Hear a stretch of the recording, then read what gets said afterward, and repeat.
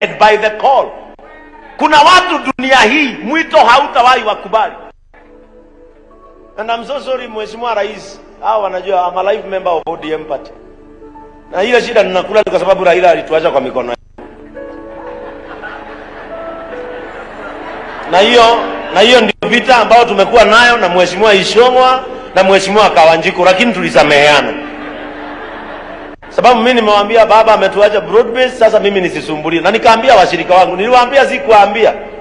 Mimi niliwaambia kila mtu ako kwenye yako, lakini mimi baba aliniacha wapi? Hata juzi nilikuwa nimeenda nyumbani kutembea kule Kango.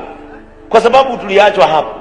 Na kuna watu dunia hii Mheshimiwa Rais, hata sisi tulijaribu tukiwa na huyu Sabina. Tulipandisha baba mlima. Lakini he did not answer to the call. I don't know if he did not answer or it is the call that never accepted him. Tukafika Batian.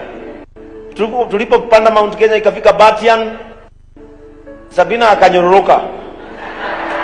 Akakuja kama tumepitwa na sisi, tarehe kutangaza uchaguzi.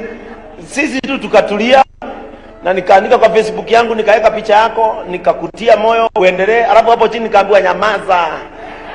Si kama ulikuwa unampiga sana huko kwa na nikasema Rais, ni kwa sababu hapo tulikuwa, lakini tulisameheana. Mheshimiwa Kawanjiko tulisameheana, Mheshimiwa Ishongwa hata nilikuwa kwake juzi na nikapewa mama chakula, tulisameheana na sasa mimi nimeokoka katika jina la Yesu Kristo.